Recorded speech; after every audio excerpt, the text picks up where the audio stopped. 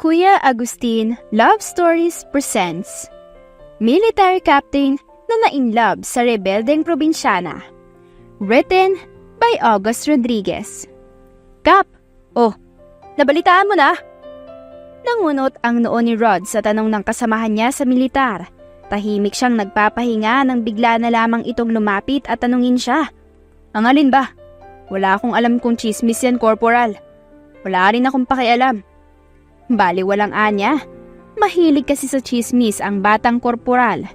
Bago pa lamang ito sa grupo, kaya siguro ginagawang pampalipas oras ang sumagap ng mga kwento. Si Captain Ibarra, mapopromote na raw. 'Di ba mas matagal ka naman sa serbisyo? Bakit mauuna siyang mapromote kaysa sa'yo? Nabalitaan nga niya ang promotion na yun at wala siyang pakialam. Hindi rin siya maghahabol kung sakali man. Ang alam ko ay hindi pa nadidisclose ang bagay na yan, Corporal. Bakit alam mo na agad? Tanging matataas lamang ang tanging nakakaalam dahil pinagdidiskusyonan pa nila. Nanlaki ang mata ng kausap niya. Alam mo na pala? Di man lang nagsishare. Humuso pa ito. Kung sila'y naka-uniforme, nun kang makakaasal sa harapan ng binatang kapitan ang kanilang subordinate ng ganito. Ngunit dahil sila'y pahinga, hindi kailangan magsuot ng uniforme, kaya maaari silang makipag-usap ng casual sa mas nakakataas sa kanila. Ganon makapangyarihan ang uniforme ng mga sundalo, maging ang ibang men in uniforms.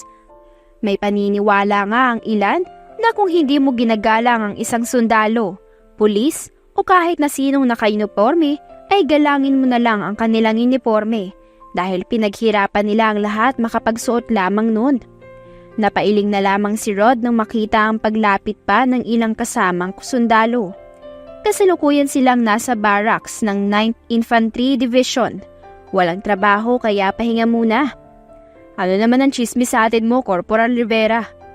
Nakangising bungad ni Sergeant Alfaro. Yung promo.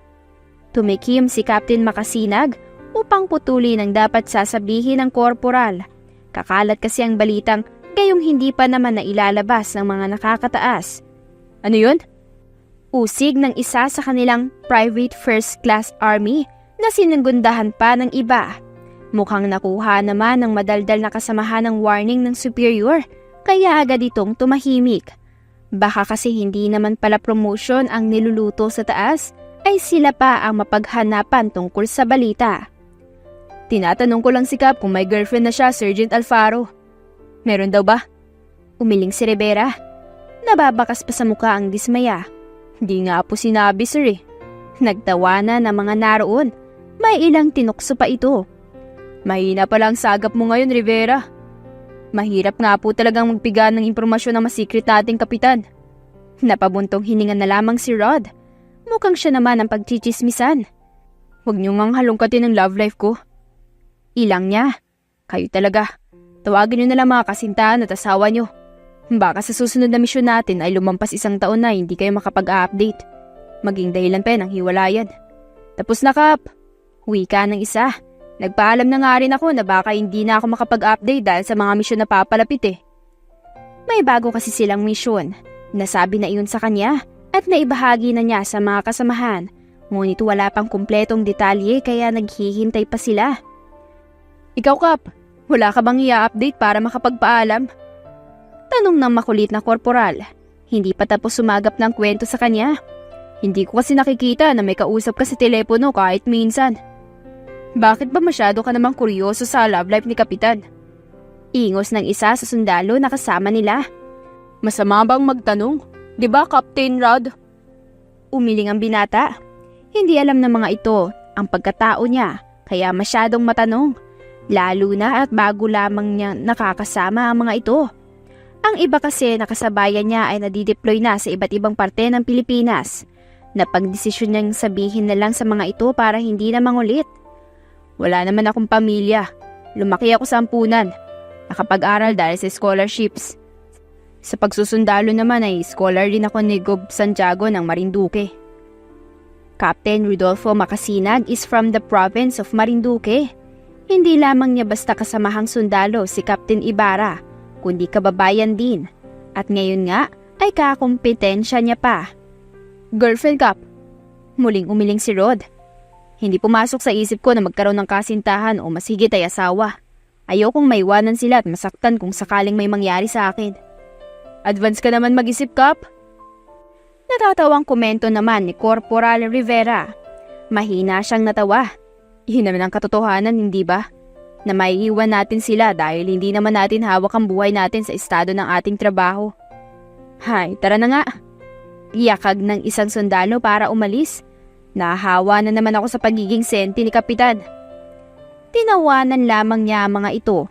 Hindi niya nais na mahawa o maimpluwensyahan ang bawat desisyon ng mga kasamahan. Ang pananaw niya ay para sa sarili lang naman. Samantala, sa bulubunduking bahagi ng Camarines Sur ay makikita ang dalaga na abala sa pamimitas ng mga bulaklak. Huwag ka masyadong lalayo, Isabel. Baka mapano ka. Opo, ina. Mabilis sa sagot ng dalaga. Masyadong maalaga at mahigpit ang kanyang mga magulang. Dadalhin ko pagbaba ang mga bulaklak na to, ina. Kaunti na lamang kasi ang tinda sa flower shop. Ikaw bahala. Basta, ipahahatid kita pababa mo upang masiguro ang iyong kaligtasan hanggang sa flower shop mo. Opo, ina. Sa estado ng kanilang pamumuhay ay kailangan laging alerto sa paligid. Hindi basta nagtitiwala dahil baka iyon ang maging dahilan ng pagbagsak ng kanilang grupo. At kung mamalasin, ay kamatayan ang hatol. Maayos na ba kayo ron? Kamusta ang anak ni Pinuno? Malawak nang umiti ang dalaga. Nakita tuloy ang mapuputi at pantay-pantay niyang ngipin na pwede na sa commercial ng toothpaste. Malawak nang umiti ang natural at hugis puso niyang mapupulang labi. Maayos naman po. Kuwela si LV kaya hindi boring doon. Marami rin naman po kaming kasama kaya sigurado po naligtas kami. Lagi mong sisiguraduhin na ligtas ang anak ng Pinuno, Isabel. Para wala tayong maging problema. Bili ng ina bago siya bumaba ng bundok. Nasa bundok kasi ang taniman ng mga bulaklak na kanyang mga magulang ay tinitinda niya sa itinayo niyang flower shop. 2 taon na ang nakakaraan. Natural rin naman na mamuhay sila ng normal dahil tao lamang rin naman sila. Iba nga lang ng paniniwala. Habang naglalakad patungo sa flower shop, ay ramdam ng dalaga ang bawat titig ng mga nadaraanan niya. Sino nga ba naman ang hindi mapapatitig sa ganda ng dalaga? Makinis at maputing kutis, kurbado at perpektong hugis ng katawan na halos pantasya ng lahat ng mga kalalakihan. Hindi lamang malapitan dahil sa matatalim na mga mata at seryosong bukas ng itsura. Wow! Ang dami na naman nating panindang bulaklak! Hiyaw ni LV nang makita ang pagpasok ni Isabel sa salaming pinto ng shop. Dala-dala ang may kalakihang bayong. Sagana talaga ang mga bulaklak ng mga magulang sa bundok, ano, Isa? Mabuti nga at kahit mainit na ang panahon ay masigla pa rin ang mga bulaklak. Salamat sa patubig na ipinapagawa ng Pinuno. Malawak nang umiti si LV. Bait ng daddy ko, no? Tumango si Isabel. Oo, at magaling rin na leader. Halika! I-arrange na natin at baka may dumating ng mga customers. Nagtulong ang magkaibigan na inayos ang mga bulaklak na dala ni Isabel at maya-maya pa nga ay dumating na ang kanilang mga suki at ilan pa nga ay mga nagsadya sa kanila buhat sa ibang barangay at bayan. Inabala ng magkaibigan ang mga sarili sa pag-aasikaso ng mga customers na dumarating at namimili. May ilang mag-asawa at magkasintahan na bumibili. Kumusta naman kayo ni Ethan? Tanong ni LV matapos iabot sa isang lalaking customer ang bulaklak na binibili. Napairap ako. Anong meron sa amin? Walang kami ah. Ay sus, nung umuwi nga ako sa amin kinakamusta ka at alagaan daw kita. Anito, saka malakas na tumawa. Hoy, hindi ganun yun oh. Trip na trip ka talaga ni kuya. Saad ni LV. Ayaw mo nun, magiging asawa ka ng Pinuno sa susunod. Ngumuwi na lamang ang dalaga sa ideyang sinabi ng kaibigan. Hindi niya alam. Ayaw niya. Pero kung ang kanilang mga magulang ang nagdesisyon ay wala siyang magagawa. Natigilan sa pagkukulitan ng magkaibigan nang mapansing hindi pa rin umaalis ang lalaking bumili kanina ng bulaklak kay LV. Bakit po? May kailangan pa po ba kayo? Magalang na tanong ni Isabel. Kumamot sa ulo ang lalaki. Namumula ang muka hanggang leeg. Ano po? Para po sa inyo. Anito, Saka inabot sa dalaga ang bouquet ng bulaklak na binili nito. Sana po, paunlakan niyo ang aking hangarin, Miss Isabel. Malakas na humalakak si LV na naririnig pala mula sa kabilang banda ng shop.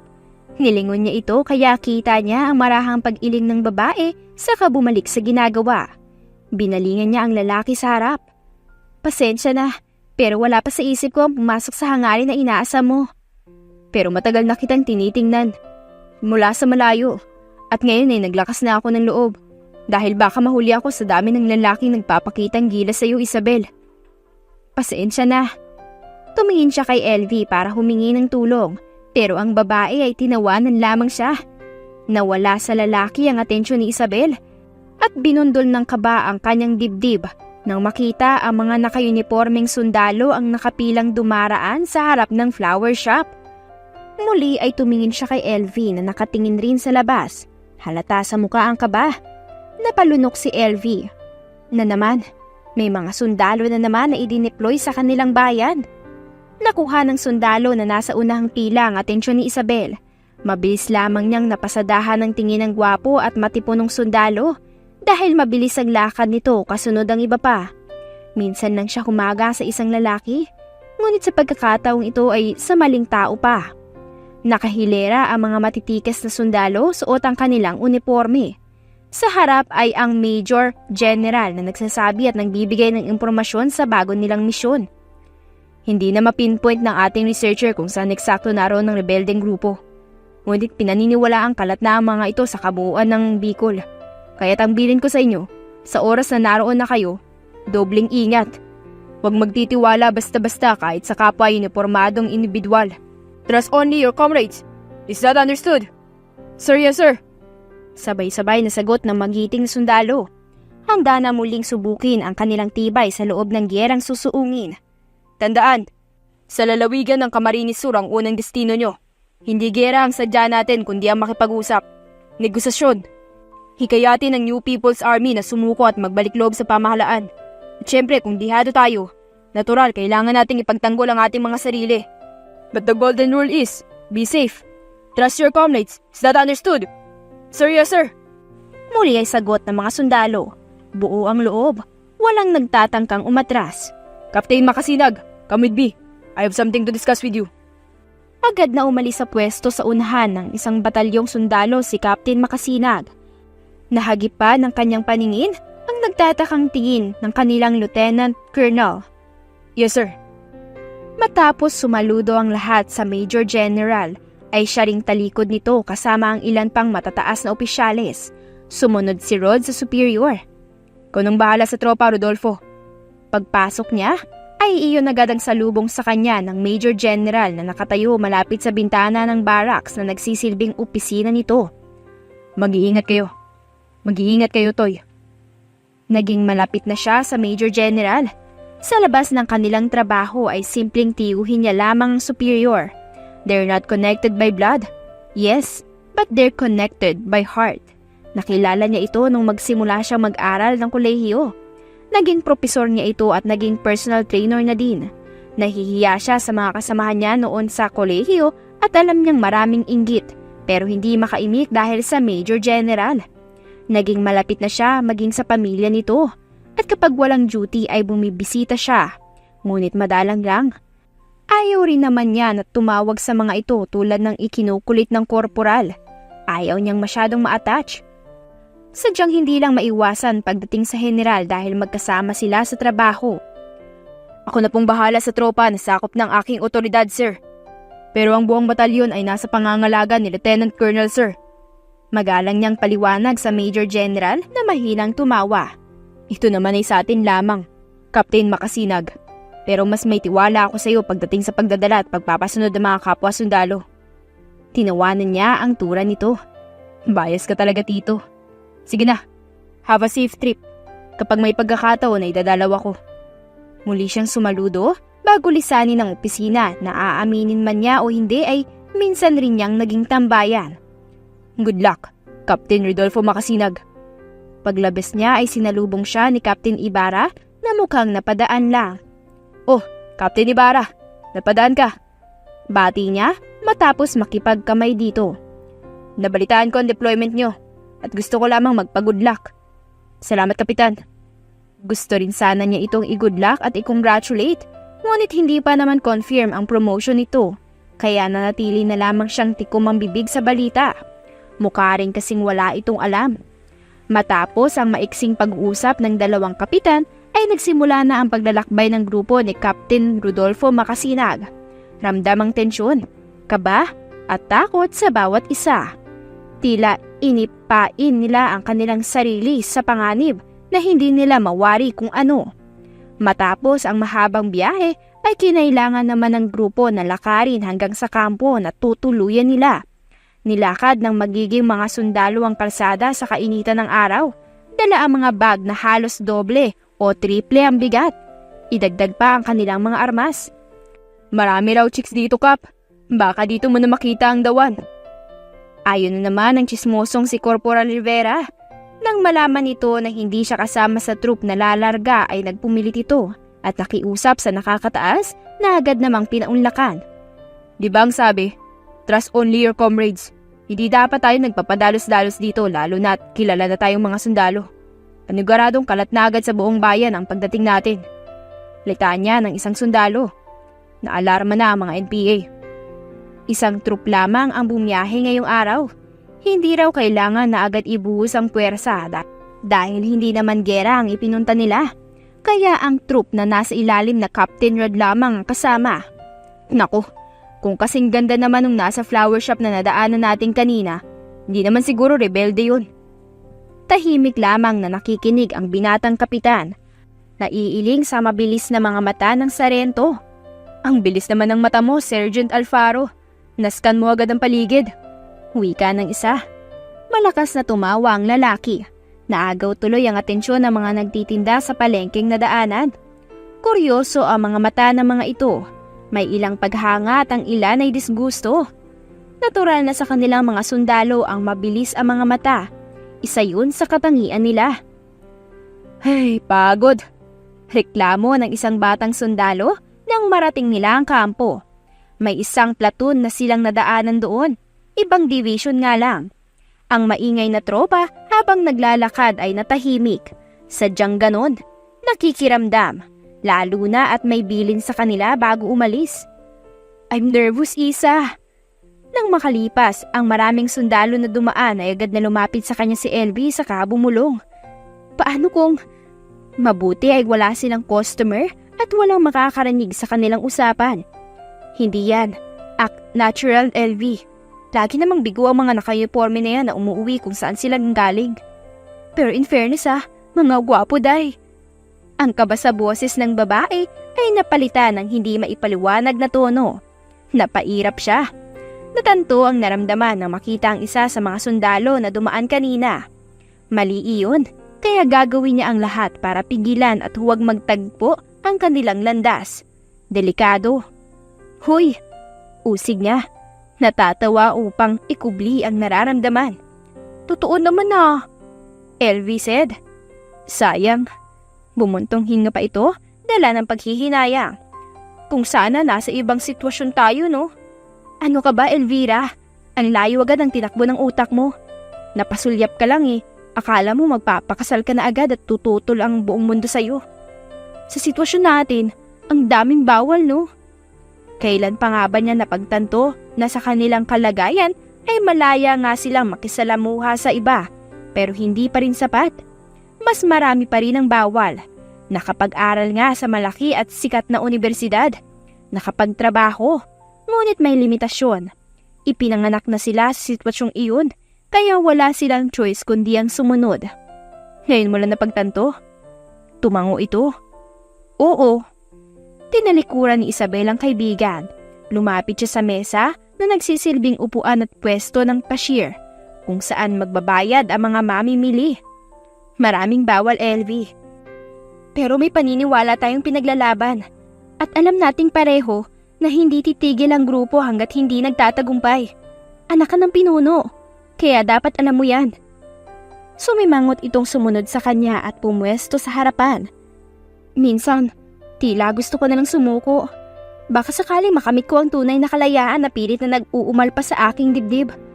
Sobrang higpit kasi nila daddy at kuya. Mahal ka lang nila kaya sila mahigpit. Tulad ng magulang mo? Oo. Agad na sagot ng dalaga. Alam niya at nauunawaan niya kung bakit mahigpit sa kanya ang kanyang mga magulang. Lalo na at nag-iisa siyang anak. Para sa atin din naman kung bakit sila ganun. Umingos ito. Nangunot ang noo.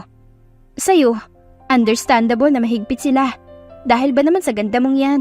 Baka matipuhan ka ng kapitan ng mga sundalo kaya bawal kang lumabas ng walang kasama. At walang saklob sa ulo. Grabe ka naman sa saklob sa ulo. Sombrero ang tawag doon, gaga. Hindi naman sinabi nila ina na itago ko ang mukha ko. Grabe ka talaga.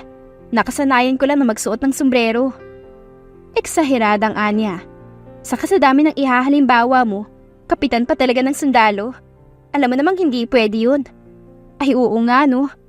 Nagkibit balikat si LV. Kung sa mayamang pamilya pa rito sa Bicol, no? Go na go maging ang pinuno. Kaso, paano naman ang kuya ko? Bakit kaya hindi journalist ang kinuha mo sa halip na sumama ka sa akin sa business ad noon? Ang lawak ng imagination mo eh. Sasagot pa sana ang kaibigan nang pareho silang mapatayo ng tuwid nang pumasok ang hindi inaasahang panauhin sa shop. Kuya, Ethan, may kasama pa itong tatlong kasamahan nila sa grupo. Hindi bastang lumalapit sa kanila ang lalaki kung wala namang importanteng kailangan at kung wala sila sa bundok na tinaguro ang teritoryo ng mga rebelde. Si LV ang unang nakabawi. What are you doing here, kuya? Itinaas ni Ethan ang kamay, utos para sa tatlong kasama. Agad na lumabas ang mga ito. Ang lalaki naman ay nagdiretso sa kung nasaan ang dalawang babae. Nakarating sa akin ang balita na may bago mga sundalo ang dumating. Malapit dito sa lugar niyo ang kanilang kampo kaya dali-dali akong bumaba to check on you. Sa huling sinabi ay kay Isabel ito nakatingin. Tumikim siya.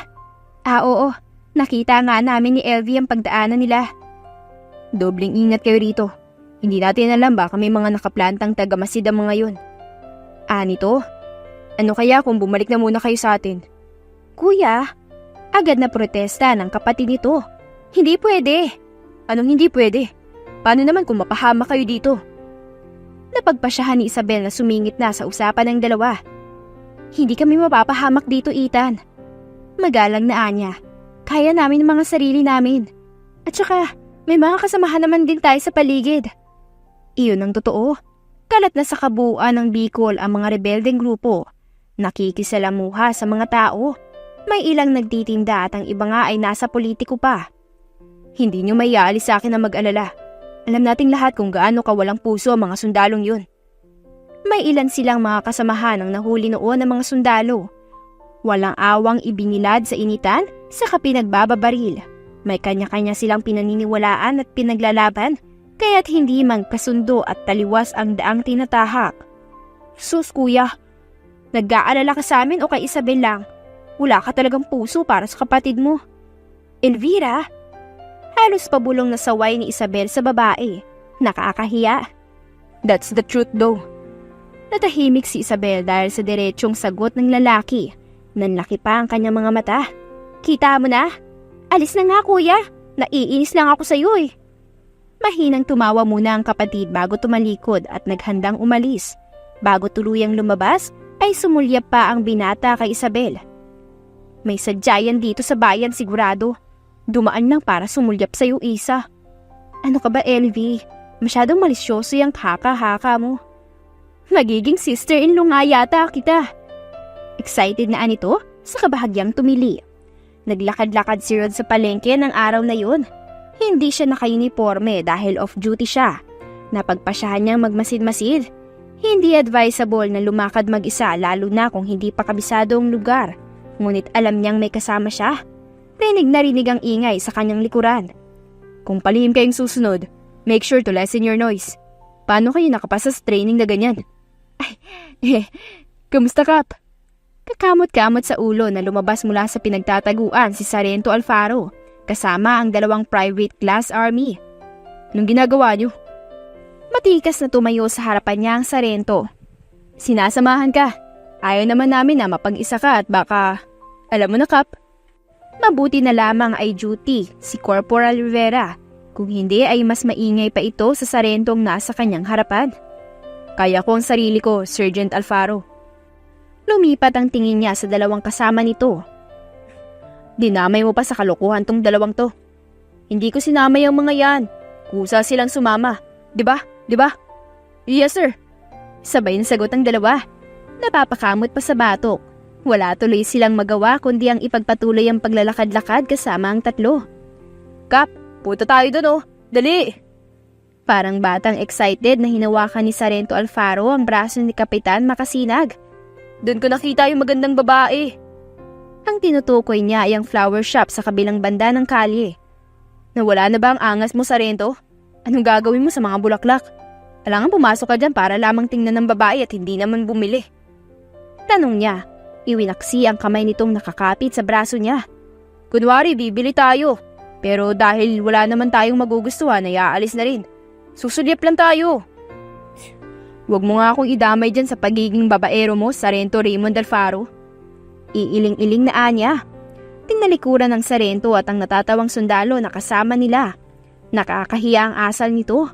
Kaya naman nahuhusgan sila mga sundalo eh. Mga babaero raw at hindi makontento. Sa bawat lugar na pinagdadalahan ay may babae. Walang katotohanan ng mga yon. Ngunit sa kabilang banda nga naman ay bahagyang totoo ito dahil sa mga katulad ni Sargento Alfaro. Ay! Nabalik ang atensyon ni Rod sa daanan nang may mabangga siya. Nahulog ang bayong na dala nito at nagkalat sa semento ang mga gulay na pinamili. Agad siyang yumuko upang tulungan ng babaeng nakasuot ng ball cap na itim. Hindi niya masipat ang mukha ng babae. Pasensya na miss. Sorry, hindi ko Napahinto siya sa pagsasalita at para bang nalunok niya ang kanyang dila nang mag-angat ito ng mukha. Kulang ang salitang maganda upang i-describe ang itsura nito. Makinis ang mukha, mapulang mga labi, matangos na ilong, mahabang pilik mata na nagbibigay imahinasyon sa matang tila inaantok, ngunit matatalim kung tumitig dahil sa halos itim na kulay nito. Muli ay napalunok ang binata. Hindi mawari kung ano ang mararamdaman. Sorry din, hindi ako nakatingin sa dinadaanan ko. At halos ipikit ni Rod ang mga mata sa lambing at lamyos ng boses ng babaeng kaharap. Ayos lang. Pasensya na rin. Rod grabbed the opportunity to know her name. Ako nga pala si Rod. Pagpapakilala niya, sabay lahad ng kamay. Isabel. Hindi kailanman kinabahan si Rod kahit nasa kaligitnaan ng giyera. Ngunit kakaibang kaba ang kanyang naramdaman nang magdaop ang kanilang mga palad. Nice meeting you, Isabel. Same here. Anito, you're a soldier, right? How'd you know? Takang tanong ni Rod sa dalaga. Wala namang pagkakakilanlan sa kanya na isa siyang sundalo, maliban sa gupit ng kanyang buhok. Dahil nakasibilyan siya, bahagya nitong hinawi ang buhok na tumatabing sa muka. Inalis na rin ni Isabel ang sombrero na suot kaya malaya na napagmasdan ang kabuuan ng mukha nito. Nakita ko ang pagdating niyo ng isang araw. Paliwanag nito bago itinuro ang katapat na flower shop. Doon ako nagtatrabaho kaya kitang-kita ko ang pagdaan niyo. Bahagya siyang tumango. Ganun ba? Yes. Siya nga pala. Bakit parang maraming sundalo ngayon? Pasensya na ha. Baka hindi pwedeng malaman. No, it's okay. Tura ni Rod. Itinaas pa ang mga kamay. Para lang to sa safety ng mga mamamayan dito. Walang ibang dahilan. Gusto man niyang sabihin ng totoo at maging tapat ay hindi pwede. Kahit nakakaramdam siya ng atraksyon sa dalaga ay hindi naman tama na isawalat niya rito ang kanilang misyon. Tulad ng sabi ng kanilang Major General, hindi sila pwede basta-basta na lang magtiwala. Ibig sabihin, may panganib? Curiosity kills the cat, baby. Hindi napigilan ni Rod ang pag-alpas ng mga katagang iyon sa kanyang mga labi. Nakita niya ang pamumula ng dalaga. Napatikim siya. Hindi rin inaasahan ang nasabi. Sige, mauna na ako sa inyo Sambit ng dalaga sa mabilis na tumalikod. Hanggang sa makabalik sa kampo at makahiga sa papag na nakalaan sa kanya ay hindi mawala ang imahe ng dalaga. Magahating gabi na, ngunit ito pa rin ang laman ng isip niya. Isabel, I saw you yesterday. Nagsusuklay si Isabel na may mahabang buhok habang nakaharap sa salamin nang pumasok si Elvie sa kanyang silid. Kinompronta siya nito. Saan?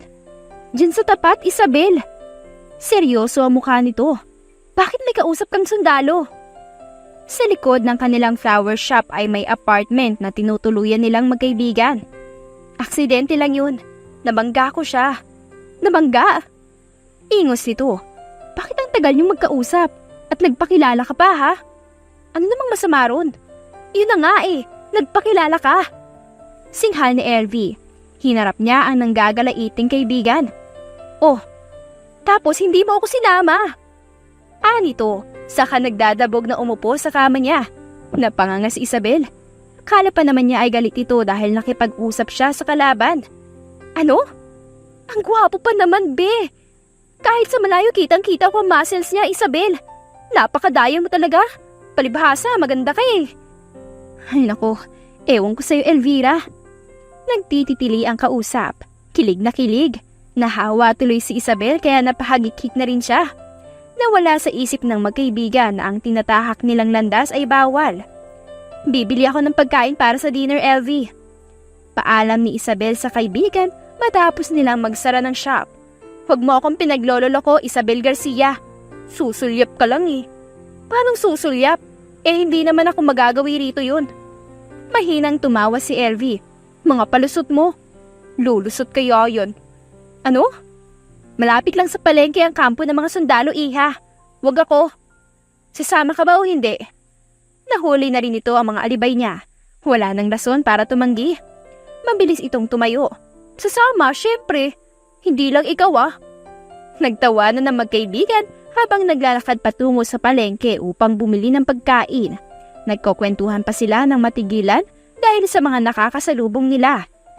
Girl, Sir Pogi Bulong ni Elvie. Nakahawak ng mahigpit sa braso niya. Magandang gabi sa'yo, Isabel. Naka-uniforme ang mga ito kaya naman kabadong-kabado si Isabel. Tila may trauma siya sa mga naka-uniformeng sundalo. Good morning din po, sir. Si Elvie ang sumagot. Saan ang punta niyo, mga binibini? Tanong ng isa. May bibilhin lang po sa palengke. Sagot muli ni Elvie. Kayo po. Mukhang may lakad kayo Nagro-ronda lang para sa kaligtasan ng lahat. Wika ng isa pa. Nanatili silang tahimik dahil sa titig ng sundalong si Rod. Hindi rin tuloy maiwasan ang titig dito. Tila sila'y may sariling mundo. Halika na, Isabel. Baka gabihin tayo. Delikado pa naman ngayon. Tura ni Elvie bago siya kinaladkad palayo. Nakasunod naman ang tingin ng binata sa kanila. Mabilis ang lakad ni Elvie na animoy may humahabol. Bakit? Nagtatakang tanong ni Isabel sa kaibigan. Humawak muna ito sa dibdib bago lumingon sa paligid saka siya hinarap. Nakita ko si Namang Aldo at ang asawa niya. Nanlaki ang mata ng dalaga. Si kasamang Aldo ay kasama nila sa grupo at masyado itong tapat sa pinuno. Ultimo kaliit-liit ang impormasyon ay hindi makakaligtas dito nang hindi sabihin. Dinunggol na rin siya ng kaba. Nakita ba tayo nakausap ang uniformadong mga kalalakihan? I think, no. Papaliko na rin naman kasi sila kaya sana hindi. Nagdadabog itong nagpatuloy sa paglalakad. Medyo nakahinga naman ng maluwag si Isabel. Hanggang sa makabili ng pagkain para sa hapunan at makauwi ay hindi maalis sa isip ng dalaga ang itsura ng binatang sundalo. Bagay na bagay dito ang full gear uniform. Hindi naman siguro bawal ang humanga. Huwag lang lalampas doon. Muli ay off-duty ni Captain Rodolfo. Maaga siyang gumayak dahil bibisitahin niya ang dalagang nililigawan. Si Isabel. Sadyang mabilis ang pangyayari. Ilang beses pang nagtagpo ang kanilang landas kaya hindi na napigilan pa ng binata ang sarili na mahulog dito. Halos isang buwan na rin mula nang manligaw siya sa dalaga. Ang bango-bango ni Kapa. May lakad na naman. Ang aga pa. Napapikit si Rod. Hindi talaga makakaligtas ang kahit na anong balita dito. Ano naman yun, Rivera? Inis na singhal niya dito. Ngayon ay kasabay niya itong off-duty kaya buwisit na buwisit siya at kanina pa siya inaasar. Humanap ka nga ng pagkakaabalan mo. Kumusta na nga pala yung inutos ko sa'yo nung nakaraan? Naalala niya? Inutusan nga pala niya itong mag-survey dahil may nakarating sa kanila na may mga New People's Army na mga nagmamasid sa paligid ng kampo at sigurado ang binata na may mga rebelde na nakatira sa malapit. Baka nga ang iba ay nakakasalamuha na nila. Wala pa naman akong nahuhuli. Sinabi ko bang hulihin mo? Konsumidong tura ni Rod sa kasamahan. Bata pa kasi ang korporal at mukhang itinuturing na training lamang ang misyon nila. I mean, wala pa pong nakakalap na impormasyon, Kapitan. Kinuha niya ang puti na sombrero sa sinuot. Inilagay rin niya ang wallet at cellphone sa bulsa. Ang maliit na baril ay siningit niya sa kanyang baywang for safety purposes. Isang simpleng white v-neck shirt, faded jeans at sandals for men ang suot ni Rod. Hindi aakalaing isa siyang sundalo. Liban sa tikas ng kanyang pangangatawan. Mabuti na lamang at paglabas niya ng barracks ay hindi siya napansin ng iba. Nauna na rin kasing umalis ang ilan dahil off-duty rin. Tanging si Rivera lamang naiwan na baka mamaya ay may pupuntahan na rin. Ayusin mo, Rivera. Ibabalik kita sa universidad kapag hindi mo inayos ang tinatrabaho mo. Kap, off-duty ko po ah. And then? Wala po. Ito nga at mangangalap na ulit ng balita. Magaling ako ron eh. Kaya nga ikaw ang inassign ko dyan eh. Sama na lang kaya ako sa inyo, Kap. Baka may makalap akong balita sa labas. Nakasunod ito hanggang sa labas. Bakit hindi ka makalakad ng sayo? Sir, yes sir. Hindi niya sinagot ang saludo nito. Bagkus ay tinalikuran niya ang bagsak balikat na sundalo. At the age of 25, this corporal still acts like a teenager. While when he was his age, ay abala na sa training at mga misyon hanggang sa maging isa siyang kapitan sa edad na 30. Oh, Sir Pogi, dati ba? Bati kay Rod ng tindera nang makalapit siya. Masaya siyang tumango. Opo, Manang. Sa loob ng isang buwan na kanyang panliligaw ay hindi bulaklak ang binibigay niya kay Isabel kundi mga pagkain. Ayun na rin kasi ang kagustuhan ng dalaga. Hindi chocolates kundi literal na pagkain. Gulay, prutas, karne, mga tinapay, biskwit at kung ano-ano pa. Tapos ay sabay nilang kakainin yun. Ngayon ay prutas naman ang naisipan niyang dalhin para sa dalaga. Ayaw nito ng mga bulaklak dahil nga raw sa flower shop nito. Ayaw rin ng mga tsokolate dahil nakakasira raw ng mga ngipin at nakakataba. Hay! Nakangiting bati sa kanya ni Isabel nang makapasok siya sa shop. Itinaas niya ang bitbit na plastic. I have something for you. Uy, tamang-tama. I'm craving for grapes since yesterday. Nakangusong anito. Cute. Walang kasama ang dalaga. Siguro ay wala roon ang kaibigan. Ayaw kasi nito sa kanya para kay Isabel. Pero hindi siya mapipigilan noon. Talaga? Kaya siguro ito'y naisipan kong bilhin ngayon. Galak na ani ni Rod. Halika, kumain kay Isabel. Para talaga to sa'yo. Salamat, Kapitan Makasinag. Rod na lang. Tawagin mo akong Rod. Salamat, Rod. Magkaharap silang umupo sa mesa. Itinabi ni Isabel ang mga papeles sa gilid. Saka ipinatong ang plastic na dala niya.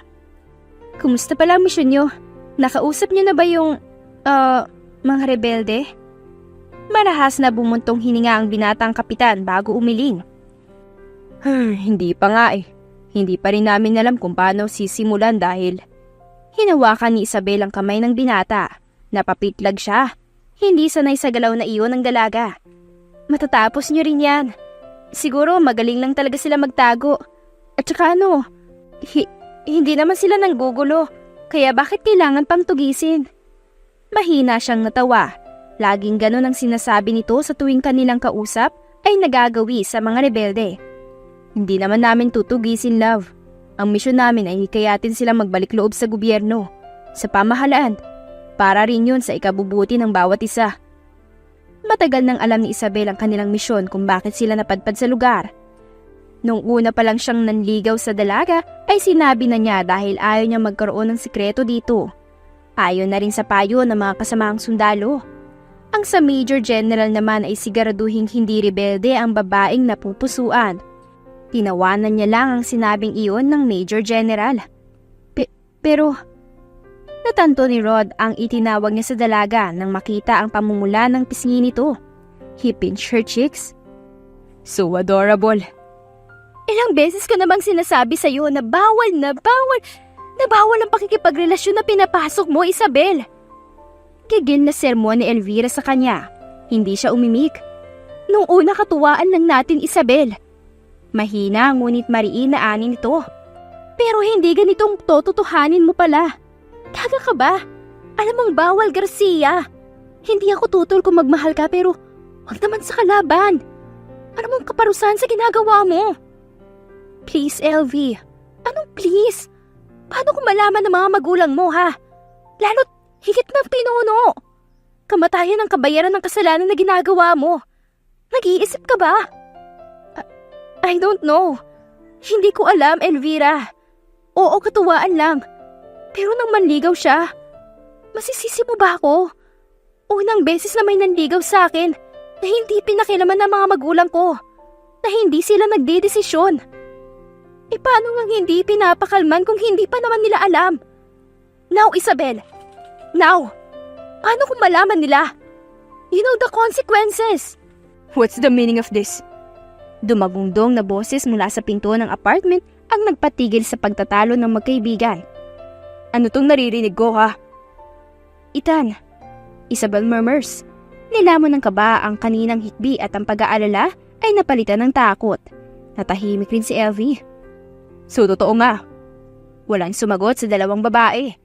Answer me! Totoo nga na nililigawan ka ng isang sundalo, Isabel. Kuya, hindi na. Shut up, Elvira. I'm not talking to you. Agad na tumahimik si Elvira.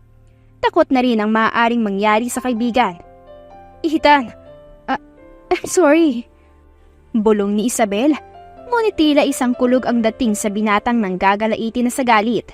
Napahilamos sa mukha si Ethan. Hindi makapagdesisyon kung ano ang dapat gawin. Your parents needs to know this, Isabel. Maya-maya ay mahinahon na wika ng binata. Napatayo siya at napalapit sa binatang nakatayo pa rin sa may pinto. No, please. Ethan, at least we need to let them know. Kahit papaano ay maprotektahan ka nila, Isabel. Kuya, we can help her too. Ang tahimik na si Elvie ay tila nabuhayan sa suhestyon ng kapatid. Umiling si Ethan.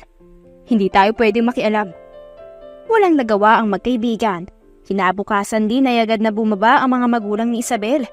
Delikado man ngunit dahil sa balitang natanggap mula sa anak ng pinuno ay sinuong para sa nag-iisang anak.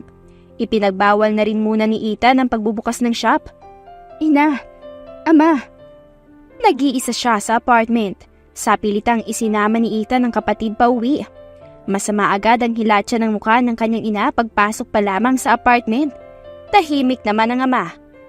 Ano tong sinasabi ng anak ng pinuno, Isabel? Na nililigawan ka ng isang sundalo? Mahina, ngunit mariing usig ng kanyang ina. Anong pumasok sa kokote mo?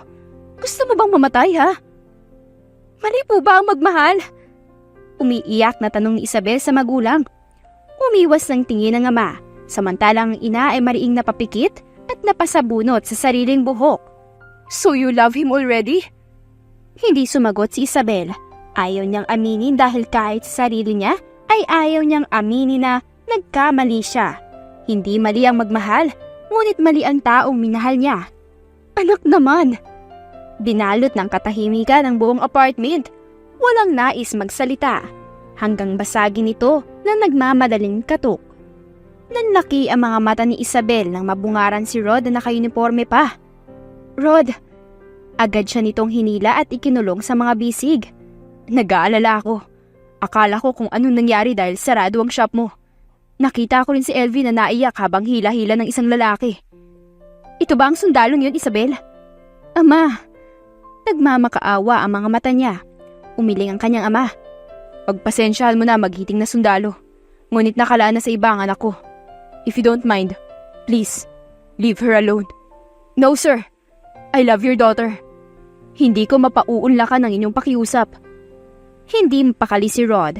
Hindi siya sigurado pero iyon ang magaling at sikat na doktor na bigla na lang nawala sa serbisyo. Ang bali-balita ay umanib sa rebeldeng grupo. Pabalik-balik sa paglalakad ang binata sa harap ng kanilang barracks. Hindi malaman kung ano ang gagawin. Nahihirapan ang kanyang kalooban. Damn it! Hapon na. Tapos na ang kanyang duty sa araw na yon pero hindi pa rin umaalis si Rod sa pwesto at nakatulala pa rin sa kalangitan. Mabuti na lamang ay hindi nangungulit ngayon ang kasamahan niya. Nanatili namang ilag sa kanya ang platoon na galing sa kabilang dibisyon. "Kapitan!" Napukaw ang kanyang pagmumuni ng isang malakas na sigaw. Ang tumatakbong si Corporal Rivera ang natanawan niya. "Captain Rod!" Hingal nitong makalapid. "Alam ko na! Nakakuha na ako ng impormasyon!" Agad na luminga sa paligid ang kapitan bago kalad ka rin papasok sa baraks ang sundalo. Nagulat tuloy ang ibang naroon. "Anong meron?" "Kap!" Si Rivera ang sumagot. "Alam ko na!" Kumunot ang noo ni Sargento Alfaro. "Ang alin, Korporal?" "Nakausap ko ang informant na matagal nang nagtatago dito." Ang informant na sinasabi nito ay matagal nang walang paramdam sa pamahalaan. Ang hinala ay napatay na o sumapi na rin sa rebeldeng grupo. Ngunit ngayon ay nakausap nito ay nagtatago lang para sa kaligtasan. "Paano mo nakausap?" Usisa ng kapitan. "Nakikipaglaro ko sa mga bata sa labas nang bigla siyang lumapit sa akin." Ngayon lamang niya nakitang seryoso ang makulit na korporal. "Yung magaling na Doktor, Kap. Totoo nga na sumapi na sa rebeldeng grupo. Yung mga tao sa palengke, halos lahat sila ay rebelde rin. At yung ano, what?" Asik niya. May nabubuong hinala sa isip niya pero ayaw niyang tanggapin. Hirap siyang tanggapin. "Yung may-ari ng flower shop. Anak yun ng doktor. At yung isa pa, anak ng pinaniniwalaang pinuno ng grupo." "Kap, di ba?" Umiling si Rod. Alam na agad ang ibig sabihin ng Sargento. "Huwag kayong mag-alala. Gagawin ko kung anong tama." Mahirap para kay Rod ang sitwasyon. Alin ba ang mas matimbang para sa kanya? Ang puso na sa unang beses lang nakaramdam ng pagmamahal o ang misyon na sinumpaan niya bilang isang sundalo. Subalit patago silang nagkikita dahil nahulog na rin ang puso nila sa isa't isa. Mahal na ni Isabel si Rod at gayon din si Rod kay Isabel. Hindi niya napanghawakan ng pangako sa mga kasamahan. "Love." Hinawakan ni Rod ang mukha ng dalaga. Marahang hinaplos gamit ang hinlalaki. "What if..." "Ha? Umalis na lang kaya ako sa serbisyo. Hindi ko kayang malayo sa'yo. Mahal kita, Isabel." Kasalukuyan silang nasa apartment ng dalaga sa likod ng flower shop. Ayaw nilang basta bitiwan ang isa't isa nang hindi lumalaban. "You don't need to compromise for me, Rod. Sayang. Hindi mo kailangang umalis sa serbisyo." Mahinang tura ng dalaga. "Tutulungan kitang hikayatin sila. Sasama ako." "Hindi ba delikado para sa'yo?" Pinataka ng dalaga ng magaang halik ang kanyang mga labi. "Stop worrying, love. Oo, delikado pero kasama naman kita. I trust you." Mahinang natawa si Rod. Sa tikas ng kanyang pangangatawan at tindig, hindi niya akalain na tatamaan rin pala siya ng kilig. Hinila niya ang dalaga sa isang mahigpit na yakap at ibinaon ang muka sa balikat nito. "You're making my heart beats wild, love." "Kinikilig ka?" "Stop that, Isabel." Saway niya. "Pinapahiya mo ko eh." Malakas na humalakhak ang dalaga. Kaya sarap pakinggan ang bawat halakak nito. Hanggang kailan kaya? "I'm not. Tinatanong lang naman kita eh. You know, because I feel the same way whenever I'm with you." Sumama si Rod nang umuwi si Isabel sa mga magulang ng sumunod na araw. Nangako siya sa binata na tutulungan nitong hikayatin ang mga kasamahang rebelde na magbalik loob sa pamahalaan. "Walang kasiguraduhan ang gagawin mo, Kap. Paano kung mapahama ka? Hindi mo alam baka pain ang babaeng yan para mahuli ka. At ikaw ang gawing pain para sumuko ang gobyerno sa kanila." Hindi pa man sila umaalis ay marami na siyang naririnig mula sa mga kasamang sundalo ni Rod. "Kaya ko ang sarili ko. At malaki ang tiwala ko kay Isabel, Sergeant Alfaro." Mariing sabi ng binata. Nanatiling nakayuko ang dalaga na nakaupo sa labas ng barracks habang nag-uusap ang mga sundalo. "Hindi natin alam kung anong plano nila, Kapitan. Tapos ngayon susugod ka sa teritoryo ng mag-isa ka lang. At least bring us with you. Paano tayo natawag na isang grupo kung ikaw lang lalakad? Isang grupo tayo na pinadala rito upang gawin ang misyon. Hindi ikaw lang. Tropa tayo dito, Captain Makasinag." Hindi niya narinig ang sagot ng binata bagkus ay marahas ang pagbukas ng pinto ang narinig ni Isabel. Naunawaan niya ang mga kasamahan nito. Kung tutuusin ay hindi naman talaga dapat basta-basta magtiwala ang isang sundalo sa rebelding tulad niya. Ngunit dahil sa pagmamahal, gagawin ito ni Rod at susuklian niya iyon ng katapatan. "Rod." Hinawakan nito ang kamay niya. Let's go, Isabel. Rod, baka, tama ang mga kasamahan mo. Isama mo sila. Maras itong bumaling sa kanya. Narinig naman ni Isabel ang tikiman ng mga sundalo na lumabas na rin sa barracks. Hindi ko hawak ang isipan at bawat desisyon ng mga kasamahan ko, lalo na ng pinuno. Ayokong mapahamak ka. Binitawan niya ang kamay ng binata. Awang ang mga labi na tumitig siya sa kanya. Saka siya tumalikod at inihilamos ang palad sa muka bago muling humarap. Malinaw ang usapan natin, Isabel. Palalabasin natin na umalis na ako sa serbisyo. Ito nga at hindi ako naka-uniforme. Paano sila maniniwala kung kasama ko ang tropa? Kap, back up na lang kami. Hindi pumayag si Rod. Lumakad sila ni Isabel na silang dalawa lamang. Sa kabundukan kung saan susuungin ni Rodolfo mag-isa ang kapahamakan. Rod!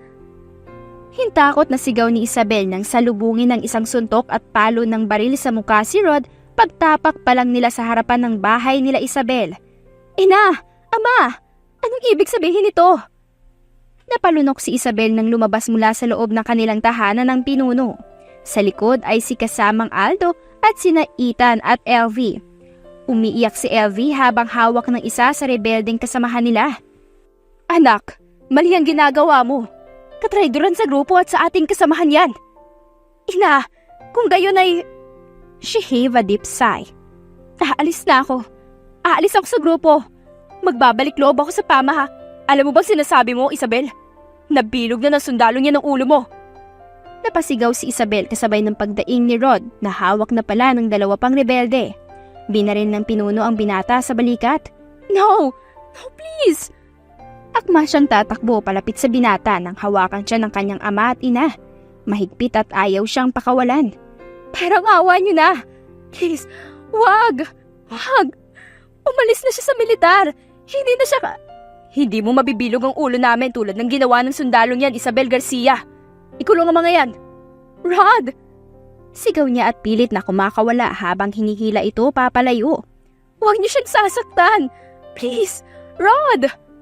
Ang nasasaktang puso ay tila naibsan kahit kaunti dahil sa malambing ng ngiti ni Rod sa kanya habang kinakaladkad ito papalayo. Nabihag si Rod ng mga rebelde. Nakatali ang mga kamay at paa.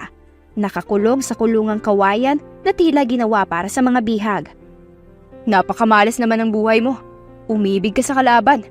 At ang bobo na, sumama ka pa sa teritoryo namin na mag-isa ka lang. Wika ng rebeldeng nagbabantay sa kulungan. Ano ka, si Superman? Nagtawanan sila ng kasama. Balita ako ay patutubos ito sa gobyerno ah. Aba, oo nga no. Ang balita ako ay 10 milyon ang kapalit ng sundalong yan. Siguro, hindi pag-aaksaya ng pera ng gobyerno ang isang sundalo lang. Alam naman natin ang gobyerno. Mga bobo. Gustong sila lang ang masusunod at hindi nakikinig sa mga mamamayan. Nanatiling tahimik at nakikinig lamang ang sundalong kapitan. Pilit iniinda ang tama ng bala at sugat buhat ng mga bugbog. Isama pa ang gutom na nararamdaman niya. Halos 3 araw na siyang nakakulong. Isang gabing nahihimbing na sa pagtulog ang binata nang maramdaman niya ang paglapit ng kung sino. Sa 3 araw na pagkakabihag ay hindi siya nakapagpahinga man lang. Ngayon lang sana ngunit agad ring naputol sa yabag ng papalapit. Kapten Makasinag. Madilim ang paligid ngunit alam niyang kaibigan ni Isabel yun. Kapten, Pinapa, how's Isabel? Sa halip ay tanong niya. Hindi pinatapos ang sasabihin nito. She's on house arrest together with their family. And guess whose fault is that?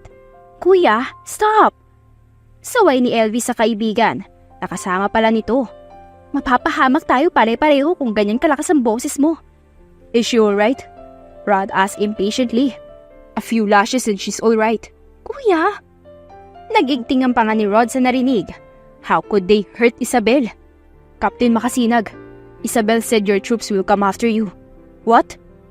May iniwan daw siyang sketch ng lugar na to bago kayo umalis sa barracks nyo. Paliwanag nito. Hindi lang siya sigurado kung kailan sila magkakandak ng rescue dahil hindi siya sigurado kung mapapansin ba agad. Sambit nito. They need to plan it out well first before... fuck! Hindi niya na ituloy ang sasabihin nang makarinig ng putukan ng baril. Akala ko ba kailangan pa ng plano? Gigil na sambit nito. Kuya, buksan mo na! Mahuhuli tayo pare-parehas dito eh! Hindi niya malaman kung bakit siya tinutulungan ng dalawa. Buwat sa mga narinig niya ay anak ng pinuno ng mga rebeldeng grupo ang mga ito. Inakay siya ni Ethan palabas ng kulungan. Pupuntahan ko sina Isabel. Go Elvira, subukan mong makalapit sa mga sundalo. Utos nito sa kapatid bago bumalik sa kanya. You need this. Inabot ni Ethan kay Rod ang isang baril. Akay ni Elvira. Dahan-dahan silang naglakad. Minsan ay humihinto at nagtatago dahil sa nagliliparang bala at nagtatakbuhang mga rebelde. Gustuhin man niyang siya ang magtungo kung nasaan si Isabel ay hindi niya kaya. Sa bugbog na natamo at sa dami ng dugo na nawala sa kanya ay nanghihina na ang binata. Narito ang bihag! Sigaw ng isang rebelde na nakakita sa kanila. Agad niya itong pinuputukan bago nagtago sa likod ng malaking puno. Si Elvira ay may hawak na ring baril at nakikipagpalitan ng putok sa mga kasama nitong rebelde. Kulang sila ng mga armas ngayon. Imporma ni Elvie. Hindi pa nila nakukuha ang mga armas na binibili nila sa bayan. Hindi kinuha ni Ethan. Sa bawat pagpapaputok sa kanila ay siya ring ganti niya ng putok. I need to find Isabel. Nababalo ka na ba, Captain Makasinag? Ang alalahanin mo ngayon ay makalapit ka sa grupo mo para makaligtas. Gigil na hiyaw ng babae. Wala akong pakialam. Buo ang loob na anya bago muling pinaputukan ng kalaban. Kailangan ko siyang makita. With that condition of yours, baka hindi ka pa nakalapit, may bala na agad na sumasalubong sa'yo. Gumapang siya sa direksyon na natandaan kung saan ang bahay ng dalaga. Gabi ngunit sinanay silang mga sundalo na makakita sa dilim. Pero hindi pa man siya nakakalayo ay may humarang ng mga rebelde. Agad niyang pinaputukan ng mga ito hanggang sa mawalan siya ng bala. Wala na, Kapitan. Tuya ng isang rebelde. Nakatutok ang baril sa kanya. Magdasal ka na. Hindi ka maliligtas sa mga hangal mong kasamahan. Lumapit pa ito hanggang sa harap niya. Iyon ang pagkakamali ng rebelde. Inipon ni Rod ang natitirang lakas sa kasinuntok ang rebelde sa dibdib, dahilan kung bakit nabitawan nito ang baril.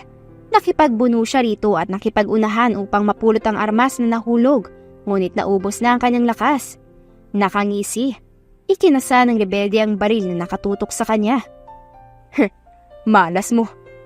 Ibinalik ni Rod ang ngisi sa kalaban nang mapansin ang paglitaw ng anino sa likod nito. Bullseye. Anya, na ikinataka ng kalaban ngunit hindi na nito nakahuma ng barilin nito ng anino sa likod. Iiling-iling na lumapit ito. That's so reckless of you, Captain Makasinag. Hirap man ay nagawa pa ring sumaludo ni Rod sa kaharap. Lieutenant Colonel Pineda. Muntik siyang matumba kaya naman agad siyang inalalayan ng superior. Hinila siya nito sa likod ng may drum. I brought the whole battalion for you, Captain Makasinag. So don't die on me. Mayayari ako sa Major General na halos ipadala na ang buong puwersa, mailigtas ka lang. Napaka-unfair. Ibinulong nito ang huling sinabi.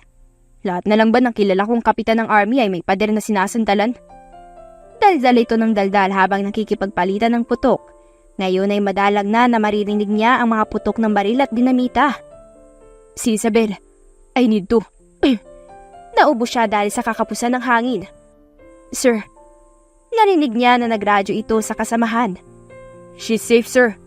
Halos inabot ng madaling araw ang bakbakan sa pagitan ng mga rebeldeng grupo at mga kasandaluhan. May mga lumapit na sa kanilang ibang sundalo upang tumulong. Si Corporal Rivera ay halos umiyak na dahil sa sitwasyon niya. Sabi ko naman kasi sa'yo, Kap, sasama kami. Sermon pa nito habang inaalalayan siya sa banda ng karamihan sa kasundaluhan. Hinang-hinaman ngunit napabilis ang lakad niya nang makita ang dalaga. Nagngingit-ngit sa galit si Rod nang makita ang mga latay at pasa sa makinis na kutis ni Isabel. Rod! Lumuluhang salubong ni Isabel. I'm sorry. Nang makayakap ang dalaga ay tila nakahinga ng maluwag ang binatang sundalo. Nawala sa isip ang kasalukuyang sitwasyon. Akala nila'y nakaligtas na, ngunit sa hindi inaasahan ay tuluyang bumigay ang katawan ng sundalo sa yakap ni Isabel. Someone shot Captain Rodolfo Makasinag in the head. A year had passed, yet Isabel did not lose hope that Rodolfo will wake up. Isang taon na itong comatose, matapos ang gyera sa pagitan ng mga rebelde at sundalo. Upang iligtas ang sundalong kapitan ay sumuko ang halos lahat ng rebelde, kasama na ang pamilya ni Isabel at ang magkapatid na si Ethan at Elvie. Sa kasamaang palad, Ang bumaril kay Rod ay ang pinuno bago ito tumakas sa kasukalan ng gubat. Hindi na nahabol pa ng mga sundalo dahil nataranta na sa pagkakabaril sa kapitan. Isabel, kumusta ka? Maayos naman ang shop mo?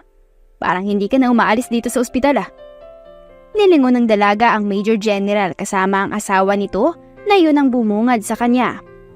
Sir, ma'am, magandang hapon po. Sambit ni Isabel. Ayos naman po ang flower shop. Matapos sumuko ay binigyan ng gobyerno ang lahat ng rebelde na sumuko ng oportunidad upang magbagong buhay sa syudad. Flower shop ang muling naisip ni Isabel na itayo. Ang mga magulang niya ay ang kanyang katuwang. Si LV naman ay may sarili na ring coffee shop. Si Ethan ay pumasok sa military. Nagpapahinga ka ba? Nangangayayat ka na iha. Hindi matutuwa si Toy kapag nagising siya at naabutan kanyang pinapabayaan mo ang sarili mo. Marahan siyang napangiti. Ayos lang po ko. Ngumiti si Major General saka umupo sa tabi ng kama ni Rod habang ang asawa nito ay tumabi sa kanya at hinaplos ang kanyang likod. The military will break down. Kung pati si Rod ay mawawala. Malungkot na anito. You see, Iha, during the rescue, we also lose a very efficient, excellent and brave captain. Susunod sana ang grupo ni Captain Ibarra sa Bicol, ngunit ang military aircraft na sinasakyan ay sumabog. Hanggang ngayon ay hindi pa siya nakikita. Mag-iisang taon na rin. Napayuko si Isabel. Marami pala ang nadamay sa planong hindi nila pinag-isipan. Marami kasi sa mga sundalo ang namatay. Sorry po. It's not your fault, Iha. Wika ng asawa ni Major General. Umuwi ka na lang muna, Iha.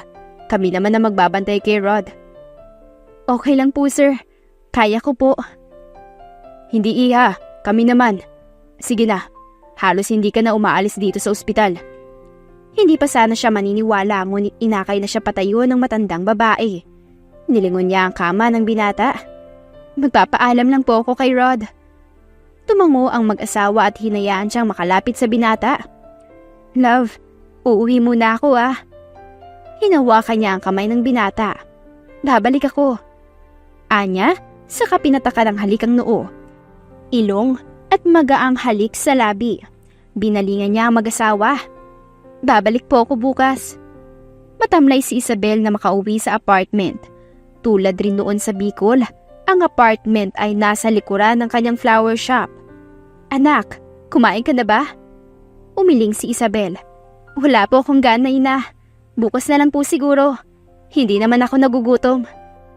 Ang arte mo, Isabel. Kumain ka na dyan. Pag pumangit ka, hindi ka na makikilala ni Captain Rod. Nagulat siya mula sa kusina ay lumabas si LV. LV! Oh, nagdala ako ng pagkain at alam ko nag-iinarte ka na naman. Halika na rito. Matamlay siyang ngumiti. Salamat. Umingos lamang ang kaibigan. Iniwan na sila ng mga magulang at magpapahinga na raw. Ano ka ba? Para kang laging iba. Nginitian niya ang kaibigan. Nagsimula silang kumain ng sabay. Hindi pa rin daw ito naghahapunan dahil hinihintay siya. Kumusta ang coffee shop? Pag nagising si Rod, libre mo kami Oo naman. Kumusta na nga pala ang kapitan na yun? Sana naman magising na siya at nang hindi naman na maging maleta yung mga nasa mata mo. Mahina siyang natawa. You're funny. Maayos pa naman ang itsura ko. Saka maayos naman si Rod. Sana nga magising na siya. Namimiss ko na siya. Kung iisipin, swerte pa rin siya, no? Tumango siya bilang pagsang-ayon. Swerte nga dahil nakaligtas pa rin siya sa kapahamakan. Nga lamang ay nakomatos at hindi alam kung kailan magigising. Hayaan mo, hamot magigising rin siya. May awa ang Diyos. Huwag lang tayong mawala ng pag-asa. Hating gabi na, pero naroon pa rin si LV. Hindi umuwi. Sinasamahan siya sa kwarto. Kanina pa siya nito sinasabihan na magpahinga at matulog na. Ngunit hindi talaga siya dalawin ng antok. Naiwan sa ospital ang isip niya. Nag-aalala. Another 9 months had passed. Abala si Isabel sa pag-i-inventory ng mga bulaklak na inaangkat ng mga magulang niya nang biglang tumunog ang kanyang cellphone. A call from Major General, saying Rod has finally awake. Rod! Naabutan niya sa ospital ang buong pamilya ni Major General. Mukhang mga problemado ngunit nakangiti naman si Rod. Hindi niya napigilan ng sarili. Dinaluho niya ng yakap ang binata. I miss you. I miss you so much. Umiiyak na bulong niya. I'm sorry. Marahan man, ngunit ramdam niya ang bahagyang pagtulak ng binata sa kanya palayo. Rod? Hindi ito makatingin ng diretso sa dalaga. Ramdam niya ang pagkailang ni Rod. Tila pagkailang sa taong hindi kilala. Tito, who is she? What? Iha. Sambit ni Major General. May amnesia si Rod. Epekto ng pagkakabaril sa ulo niya. Napatras si Isabel. Kusang lumayo sa binatang nakaupo sa kama.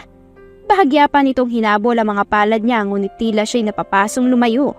Hindi niya matanggap. Ano? She least expected it. Pero iyon naman talaga ang dapat naisip niya simula pa lang.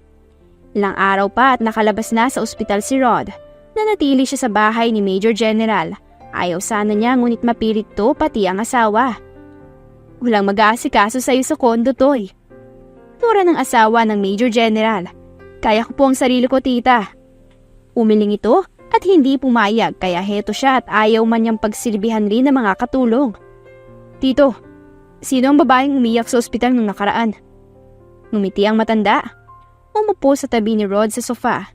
Gusto mong makilala? Well, nagkibit balikat siya. Pamilyar sa pakiramdam ko na makita siya. Hindi ko alam, ngunit tila ba kilala ko na siya ng matagal. Is she someone special to me, Tito? We can ask for her presence here, Toy. Gusto mo ba? Tukso nito sa binata.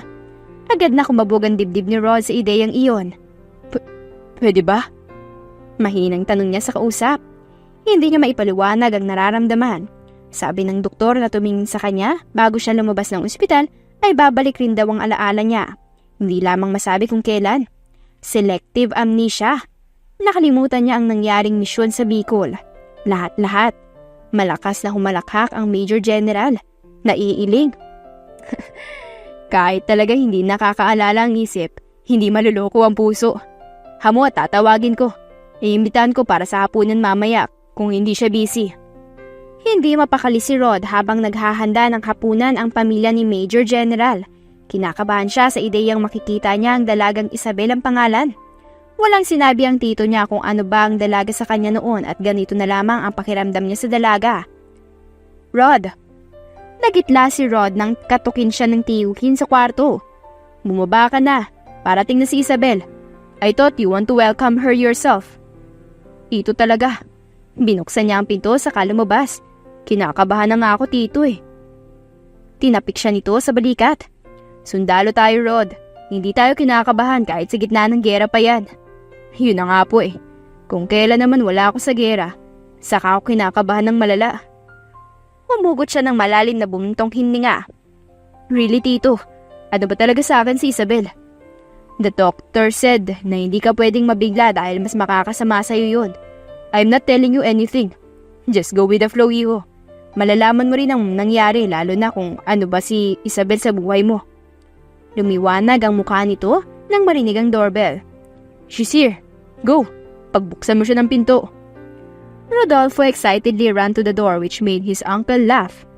Hi. Anya sa dalaga na mukhang nagulat nang siya ang magbukas ng pinto. Hello. Alangan nitong bati pabalik. Kumusta na ang pakiramdam mo? Maayos naman. Thank you for accepting my uncle's invitation. Come in. Let's get inside. Malawak ang ngiti ni Rod kay Isabel, ngunit hindi iyon maibalik ng dalaga sa katulad na intensidad. Nasasaktan siya. Sino nga ba ang hindi? Nakalimutan lang naman siya ng taong mahal niya. His whole time staying at Bicol was like a mistake that has been erased on his memory. Salamat po sa pag-imbita, sir, ma'am.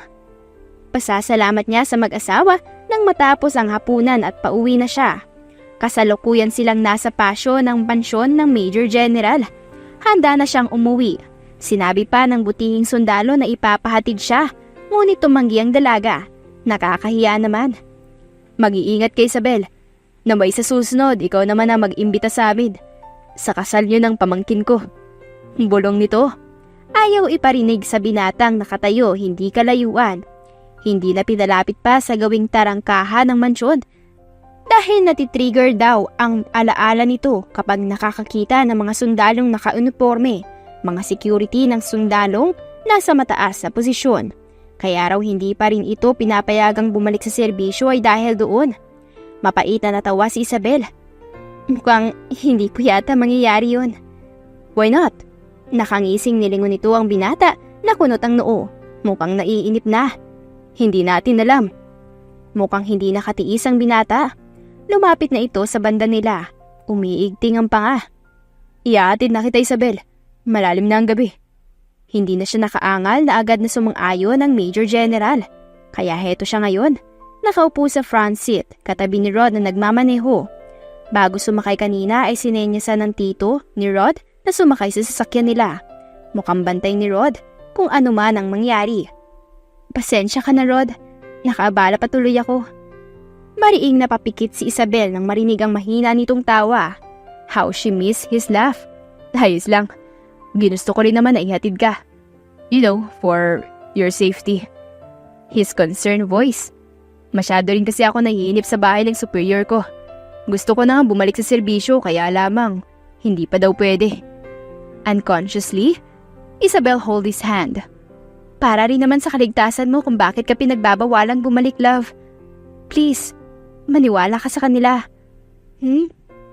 Love? Muli, wala sa sariling sagot ni Isabel. Yes, love? Oh, fuck. Gumwewang ang sasakyan nang mawala ng kontrol si Rod dahil sa paghawak nito sa mahigpit sa ulo. Nataranta ang dalaga, ngunit pinaira ang reflexes. Tinanggal niya ang seatbelt saka inabot ang susi bago pinatay ang makina ng kotse. The car halted.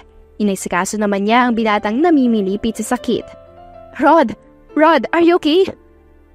Hindi niya malaman kung saan ito hahawakan, kung paano niya maiibsan kahit papaano ang sakit na nararamdaman nito. Marahas na bumukas ang sasakyan sa driver's seat. Ma'am, kailangan pong maisugod si Kapitan sa ospital. Tarantaman ay nagawa niyang bumaba ng sasakyan. Inilipat nila sa passenger seat si Rod at pumalit ang kumausap sa dalaga. Hindi alam ni Isabel kung paano siya nakauwi ng gabing yun. Tulala siya hanggang umaga sa kanyang silid. Hindi nakatulog kahit saglit man lang. Ilang araw muna bago siya tumanggap ng balita patungkol sa binata. He's in coma. Again. Nakaramdam tuloy siya ng pagsisisi. Siya ang may kasalanan kaya nagdesisyon siya na huwag magpakita sa binata sakali mang magising na ito. Oo, masakit pero kung ang kapalit naman ay kaligtasan ng lalaking iniibig ay huwag na lang. Huwag na lang siyang magpapakita. Isinubsob ni Isabel ang sarili sa trabaho sa flower shop. Marami silang customer dahil February na at malapit na ang Valentine's. Napapangiti na lamang siya ng mapait kapag may bumibiling magkasintahan o mag-asawa na sobrang sweet sa isa't isa. Siguro ay dahil hindi niya mararanasan ng ganun, kailanman. Narinig niya ang bell sa pinto ng shop nang tumunog. Welcome to Isabel's Flower Shop! Bati niya nang hindi tumitingin dahil abala sa pag-arrange ng mga orders na bulaklak. Gagamitin sa dekorasyon para sa isang kasal. How about in your life, Isabel? Should I welcome myself? Rod? Agad na tumulo ang luha ni Isabel nang makita ang binatang nakatayo sa pinto. He's wearing his full gear and uniform. How? I mean, nakangiti. Ibinukhan ni Rod ang mga braso upang mayakap ang dalaga. I miss you, love. I'm sorry, Rod. If it wasn't for me, hindi ka sana mapapahamak. Sa linya ng trabaho ko, lagi nang may kapahamakan kaya hindi mo kasalanan yun. Mahigpit niya itong dinaluho ng yakap. Mahal na mahal kita. Mahal na mahal din kita. Mas humigpit ang yakap ng binata sa dalaga. Ngayon, tatanggapin mo ba ang isang lalaking nasa kapahamakan ng buhay, Isabel? Halo-halo ang nararamdaman ni Isabel, lalo na nang lumuhod sa harapan niya ang binata hawak ang isang singsing. Will you marry me? Oo. Yes. I will marry you, Captain Rodolfo Macasinag. Magpapakasal ako sa'yo. A round of applause was heard on the four corners of her flower shop. Hindi niya napansin na naroon na pala ang mga magulang niya. Si LV ay naroon din. The soldiers are outside, smiling widely while clapping non-stop. Nakita rin niya doon si Ethan na suot ang uniform nito. Naroon din ang Major General at ang pamilya nito. Lahat ng mahahalaga kay Rod at Isabel ay naroon para saksihan ng isa sa pinakamasayang araw sa isang magiting na sundalong kapitan at sa rebeldeng dalaga na sumuko upang makasama ng malaya ang lalaking iniibig. You may now kiss the bride. Diyan na po nagtatapos ang ating kwentong pinamagatang The Military Captain na na-inlove sa rebeldeng probinsyana. If you like the story, please don't forget to like, comment, share, and subscribe for more wonderful stories. Hanggang sa muli, paalam!